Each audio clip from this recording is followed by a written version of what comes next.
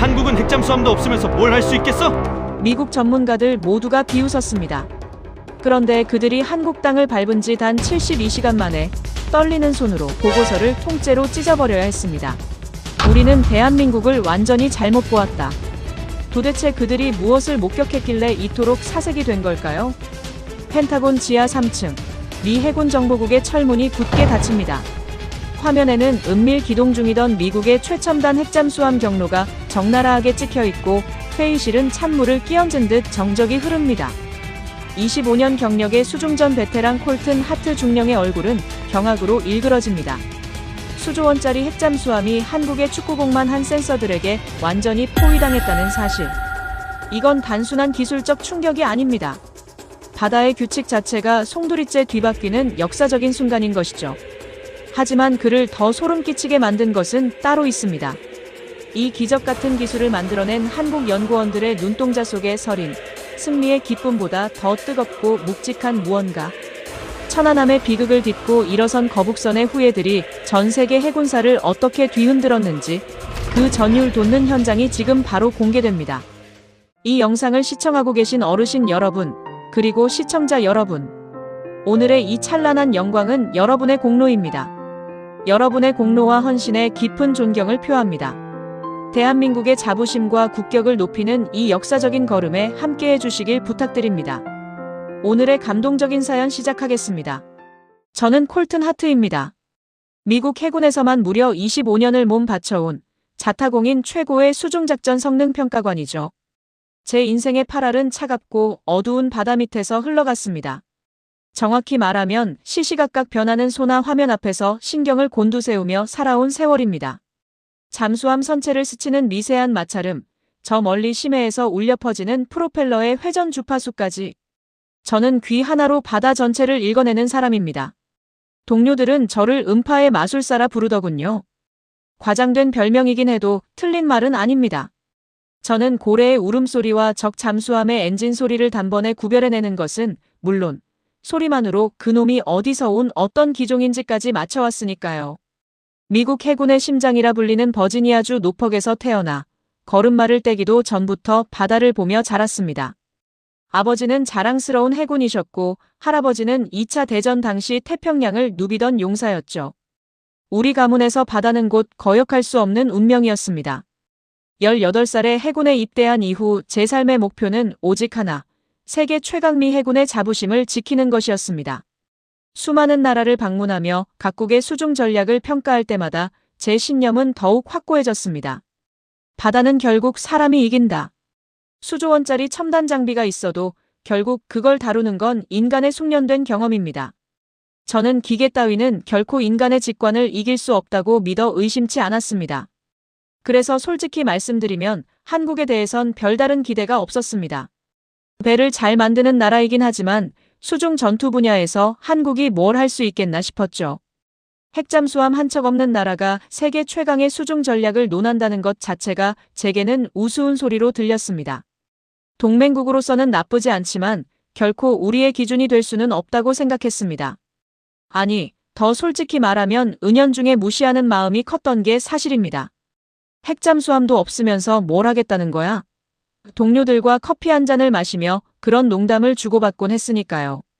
그런 제 오만이 산산조각 난 건 펜타곤 지하 브리핑실에서였습니다. 평소처럼 가벼운 마음으로 참석한 그날의 공기는 유독 무거웠습니다. 대형 스크린에 띄워진 서태평양 지도에는 붉은 점들이 선명하게 깜빡이고 있더군요. 해군 정보국 분석관의 입에서 나온 말은 제 귀를 의심케 했습니다.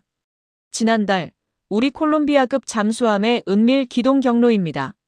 그리고 이 데이터를 우리에게 보낸 건 바로 대한민국 해군입니다. 회의실 안은 순식간에 찬물을 끼얹은 듯 정적이 흐릅니다. 콜롬비아급이 어떤 잠수함입니까? 인류가 만든 가장 조용하고 은밀한 살인병기입니다. 러시아도 중국도 절대 잡지 못하는 그 유령 같은 존재를 한국이 머리 위에서 내려다보고 있었다니요. 그것도 우리가 기록한 데이터와 한치의 오차도 없이 일치하는 완벽한 경로였습니다. 손이 떨려오기 시작합니다. 도대체 한국이 무슨 짓을 한 건지 그 실체를 확인하지 않고서는 견딜 수가 없었습니다. 한국 측에서 자국의 시스템을 공개하겠다는 제안이 왔을 때 저는 주저하지 않고 비행기에 올랐습니다. 여전히 마음 한구석에는 분명 운이 좋았을 뿐이다. 직접 가서 허점을 낱낱이 파헤쳐 주겠다는 고집스러운 생각이 자리 잡고 있었죠. 인천공항에 내리는 순간까지도 저는 한국을 얕잡아 보고 있었습니다. 하지만 마중 나온 김도현 중령의 자신감 넘치는 눈빛을 마주한 순간 제 안의 불길한 예감은 점점 커져만 갑니다. 그 눈빛은 무언가를 감추거나 과장하는 사람의 것이 아니었습니다. 진정으로 강한 힘을 가진 자만이 보여줄 수 있는 고요하면서도 날카로운 확신이었죠. 호텔로 향하는 차 안에서 창밖의 화려한 서울 야경을 바라보며 저는 끊임없이 자문합니다. 수십 년의 역사도 핵잠수함도 없는 이 나라가 어떻게 우리를 경악시켰단 말인가. 잠을 이룰 수 없는 밤이 지나고 드디어 해군 본부에서의 첫 브리핑 날이 밝았습니다. 회의실 전면에 나타난 프로젝트의 이름은 해신, 바다의 신이라는 뜻이었습니다. 그리고 그 이름은 결코 허세가 아니었습니다. 한국이 제안한 방식은 우리가 추구해온 방식과는 완전히 정반대였습니다. 우리는 더 크고 더 비싸고 더 강력한 단일 장비에 집착했습니다. 하지만 한국은 달랐습니다. 그들은 수천 개의 소형 센서를 바다 전체에 뿌려 거대한 신경망을 구축해놓고 있었습니다. 하나하나의 성능은 보잘것없을지 몰라도 그것들이 인공지능으로 연결되어 집단지성을 발휘하는 순간 바다는 하나의 거대한 감각기관으로 변한다는 설명입니다. 이론적으로는 그럴듯하군요. 하지만 바다는 기계가 계산할 수 있는 만만한 곳이 아닙니다. 저는 참지 못하고 반론을 제기했습니다. 25년의 경험이 담긴 제 자존심이 거세게 요동치고 있었습니다. 수온, 염도, 해류의 변덕을 기계가 어떻게 다 읽어낸단 말입니까? 하지만 한국 측 책임자인 이정우 소장은 여유로운 미소를 지으며 대답하더군요. 하트 중령님, 그 변수들까지 모두 학습한 것이 바로 우리의 AI입니다. 그리고 그 결과는 이미 당신들의 핵잠수함이 증명하지 않았습니까? 그 한마디에 저는 입을 다물 수밖에 없었습니다. 부정하려 해도 부정할 수 없는 실체가 이미 펜타곤을 뒤집어 놓았으니까요. 브리핑이 끝나고 연구동으로 향하는 복도에서 저는 제 주먹이 꽉 쥐어져 있다는 것을 깨달았습니다. 공포와 전율, 그리고 묘한 기대감이 뒤섞인 감정이 폭풍처럼 밀려옵니다. 이제 곧 제 눈으로 직접 확인하게 될 한국의 기술. 그것은 단순한 무기체계가 아니라 25년간 제가 믿어온 바다의 규칙을 송두리째 파괴하는 혁명 그 자체였습니다. 발걸음을 옮길 때마다 가슴이 터질 듯이 뜁니다. 대한민국, 당신들은 대체 바다 밑에서 무슨 짓을 벌인 겁니까? 오만했던 미 해군 베테랑의 신념이 거세게 흔들리고 있었습니다.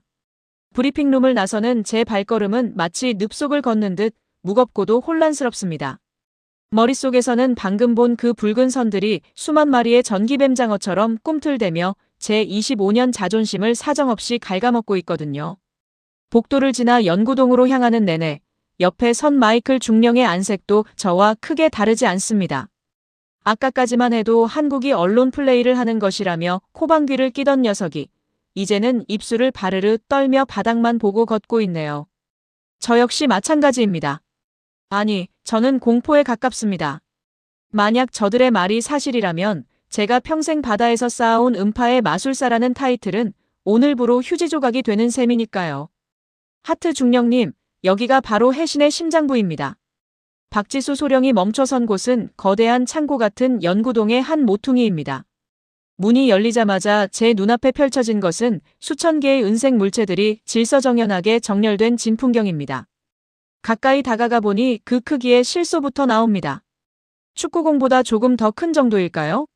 아니, 럭비공을 좀 둥글게 깎아놓은 것 같기도 합니다. 이렇게 작고 장난감 같은 장치들이 우리 미 해군의 수조원짜리 자존심을 낚아챘다고요? 저는 장갑도 끼지 않은 채 그중 하나를 덥석 집어들어 올립니다. 무겁지도 않군요. 박소령, 정말 장난하는 겁니까? 이 가벼운 플라스틱 덩어리에 음향 센서, 수온 센서, 통신 모듈에 배터리까지 다 들어있다고요? 게다가 이걸로 우리 핵잠수함을 잡았다는 걸 나더러 믿으라는 말입니까? 제 목소리가 격앙되자 주변의 한국 연구원들이 조용히 시선을 보냅니다. 하지만 그들의 눈빛에는 불쾌함 대신 묘한 안쓰러움과 자신감이 교차합니다. 박소령은 차분한 어조로 설명을 이어갑니다. 맞습니다. 개별 센서 하나는 미약하죠. 하지만 이 수천 개가 바다 밑에 뿌려져 서로의 신경망을 공유하는 순간 상황은 달라집니다. 인간 한 명이 아무리 뛰어나도 수천 명의 아이들이 손을 잡고 바다 전체를 더듬는 것을 이길 수는 없으니까요. 그의 말은 제 가슴에 비수처럼 꽂힙니다.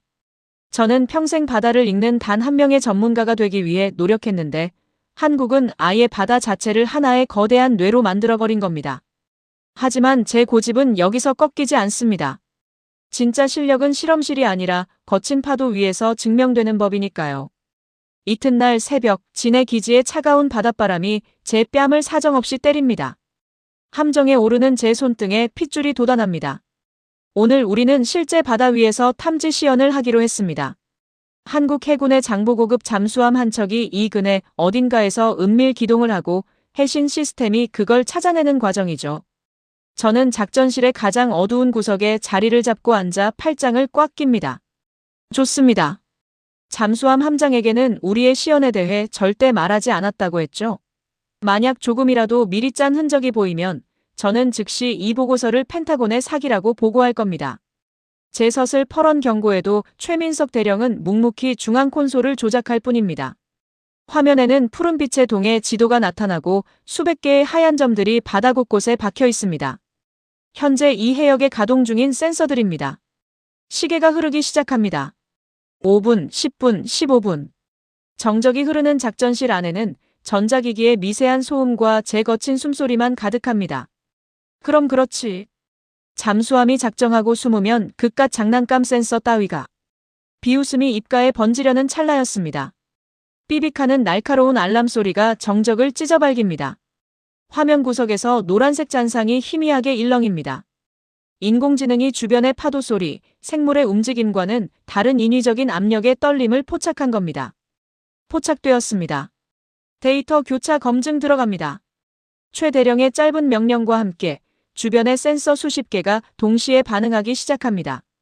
노란 원은 순식간에 작아지더니 5분도 채 되지 않아 선명하고도 붉은 점으로 고정됩니다. 확정입니다. 북위 35도, 동경 129도, 심도 80m. 장보고급 잠수함, 현재 위치입니다. 제 심장이 덜컥 내려앉습니다. 25분입니다. 단 25분 만에 그 넓은 바다 한가운데서 유령처럼 숨어있던 잠수함을 낚아챈 겁니다. 미 해군의 최신 소나로도 1시간 이상은 좋게 걸릴 작업이었습니다. 저는 홀린 듯 화면 앞으로 다가가 그 붉은 점을 손가락으로 짚어봅니다. 이 점 하나가 제 25년 경력을 비웃고 있습니다. 함정 전속 전진. 해당 좌표로 이동해 부상 신호를 보내십시오. 제 확인 요청에 함정이 파도를 가르며 달려갑니다. 그리고 정확히 10분 뒤 함정 오른쪽 현측에서 검은 선체가 거대한 물보라를 일으키며 솟구쳐 오릅니다. 한치의 오차도 없는 정확한 위치였습니다. 잠수함 함장이 무전으로 들려주는 당황한 목소리가 작전실 스피커를 타고 흘러나옵니다. 대체 어떻게 찾으신 겁니까? 저는 완벽하게 은밀 기동 중이었는데요. 그 목소리를 듣는 순간 제 온몸의 힘이 스르르 풀리며 의자에 주저앉고 맙니다. 패배감일까요? 아니면 경이로움일까요?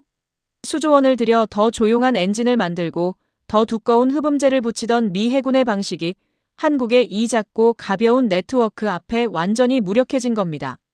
중령님, 어떠신가요? 아직도 이 아이들이 장난감으로 보이십니까? 어느새 다가온 이준 박사가 저를 향해 묻습니다. 저는 대답 대신 거칠게 마른 세수를 합니다. 이제야 알겠습니다. 한국은 핵잠수함이 없어서 바다를 포기한 게 아니었습니다. 오히려 핵잠수함보다 더 무서운 눈을 바다 전체에 이식해버린 겁니다. 이 박사, 당신들 정말 무서운 사람들이군요. 대체 이런 미친 생각을 어떻게 한 겁니까? 제 질문에 이 박사는 잠시 침묵하더니 작전실 창밖으로 펼쳐진 푸른 바다를 응시합니다.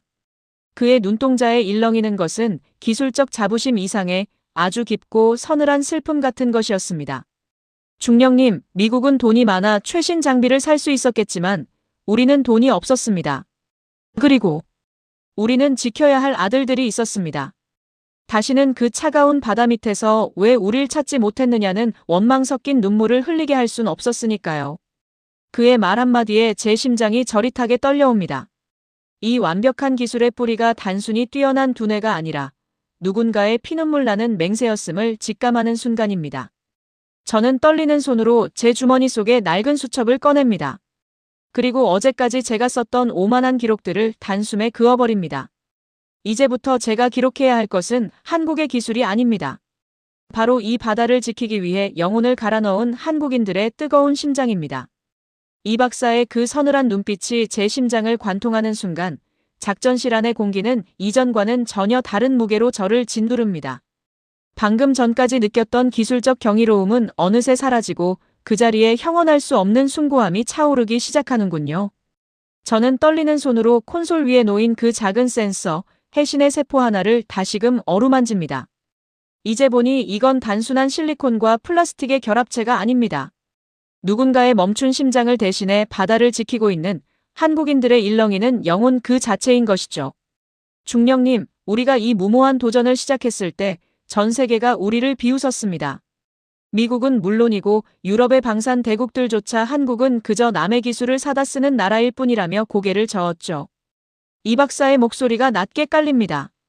그의 시선은 이제 모니터가 아닌 저 멀리 남쪽 바다를 향해 있습니다. 저는 그가 말하는 비웃음 속에 제 목소리도 섞여 있었음을 떠올리며 고개를 숙입니다. 사실이 그랬습니다. 우리는 늘 한국을 가성비 좋은 하청업체 정도로만 여겼지 감히 바다의 패러다임을 바꿀 혁신가로 인정하지 않았습니다. 하지만 지금 제 눈앞에 펼쳐진 현실은 그 어떤 핵잠수함보다도 강력하게 제 오만을 꼬집고 있습니다. 이 박사가 들려주는 이야기는 한편의 처절한 드라마와 같습니다. 프로젝트 초기 한국 연구진들에게 주어진 예산은 미 해군의 연구비에 비하면 고작 몇 퍼센트 수준에 불과했습니다. 정부 내에서도 성공 확률도 낮은데 차라리 그 돈으로 독일제 잠수함을 한 척 더 들여오라는 압박이 거셌다고 하더군요.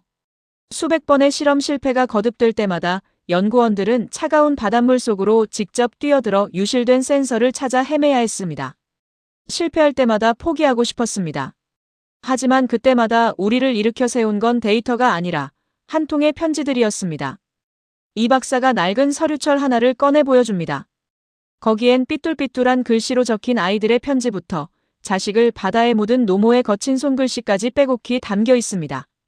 우리 아들 같은 희생이 다시는 없게 해달라는 그 간절한 염원들이 예산도 부족하고 기술도 없던 한국 연구원들을 밤새우게 만든 원동력이었습니다. 세계 최고의 연봉을 약속하며 스카우트 제의를 해온 해외 기업들의 유혹을 뿌리치고 이 좁고 답답한 연구실을 지켰던 이유가 바로 여기에 있었던 겁니다. 우리는 가장 가난했기에 가장 혁신적일 수 있었습니다. 거대한 핵잠수함을 가질 수 없었기에 바다 전체를 잠수함으로 만들겠다는 미친 생각을 할 수 있었던 것이죠. 이것이 바로 우리가 찾은 한국식 해답입니다. 이 박사의 말에 제 온몸에 소름이 돋습니다. 가장 결핍된 상황에서 가장 위대한 창의성이 꽃핀다는 역설. 그것은 70년 전 폐허 속에서 한강의 기적을 일궈낸 한국인들의 DNA가 다시 한번 증명된 순간이었습니다. 저는 이제야 펜타곤이 왜 그토록 사색이 되었는지 명확히 이해합니다. 그들은 단순히 기술에 놀란 것이 아닙니다. 기술 뒤에 숨겨진 죽음을 불사하고 조국을 지키겠다는 한국인들의 이 지독하고도 아름다운 집념에 공포를 느낀 것이죠. 작전실 중앙 모니터에는 이제 한국의 해신 네트워크가 동해와 서해, 그리고 남해를 촘촘하게 뒤덮고 있는 지도가 나타납니다. 거대한 거미줄처럼 얽힌 이 신경망은 이제 그 누구도 한국의 영해를 함부로 넘볼 수 없음을 선포하고 있습니다. 과거 거북선 한 척으로 수백 척의 적선을 물리쳤던 이순신 장군의 기계가 21세기에는 이 작은 센서들의 집단지성으로 부활한 것만 같습니다. 저는 이 박사의 손을 꽉 잡습니다. 제 손바닥을 통해 그의 뜨거운 열망이 전해져 오는 듯합니다. 이 박사, 내가 완전히 틀렸습니다. 당신들은 단순히 장비를 만든 게 아니에요. 당신들은 바다의 정의를 다시 썼습니다. 미 해군 25년 베테랑으로서 진심으로 경의를 표합니다. 제 고백에 이 박사의 눈시울이 붉어집니다. 그 짧은 찰나 수만 가지 감정이 교차하는 것이 느껴집니다. 그동안 받아온 무시와 조롱, 그리고 외로웠던 싸움의 시간들이 제 진심 어린 사과 한마디에 씻겨 내려가는 듯 보입니다. 그는 고개를 끄덕이며 나직하게 덧붙입니다. 이 기술은 이제 시작일 뿐입니다. 우리는 이 평화의 그물을 더 넓게 펼칠 겁니다. 다시는 이 바다에서 눈물 흘리는 어머니가 없도록 말입니다. 작전실 밖으로 나오니 어느새 해가 뉘엿뉘엿 지고 있습니다. 붉게 타오르는 노을이 진해 앞바다를 금빛으로 물들입니다. 그 눈부신 장관을 바라보며 저는 깨닫습니다. 대한민국이라는 나라는 결코 크기로 증명하는 나라가 아니라는 것을요. 그들은 가장 낮은 곳에서 가장 높은 꿈을 꾸고 그 꿈을 현실로 만들어내고야 많은 저력을 가진 민족입니다. 제 수첩의 마지막 페이지에는 이제 이런 문장이 적혀 있습니다. 미 해군이 가져야 할 것은 더 많은 핵잠수함이 아니라 한국인들의 이 뜨거운 심장이다. 가슴 밑바닥에서부터 뜨거운 무언가가 울컥 치밀어 오릅니다. 이 전율 돋는 국격의 현장에 제가 서 있다는 사실이 제 인생 최고의 영광으로 다가오는 순간입니다. 연구동의 창밖으로 붉게 물든 노을이 바다 위로 번져나가는 장관을 뒤로하고 저는 이준 박사가 이끄는 대로 한 대의 검은색 차량에 몸을 싣습니다. 엔진의 나직한 구동음만이 들리는 차 안에서 저는 무릎 위에 놓인 제 낡은 수첩을 물끄러미 내려다봅니다. 25년 동안 전 세계 바다를 누비며 써내려간 기록들. 그 속엔 자부심과 오만함, 그리고 숫자로만 이루어진 냉정한 분석들이 가득했습니다.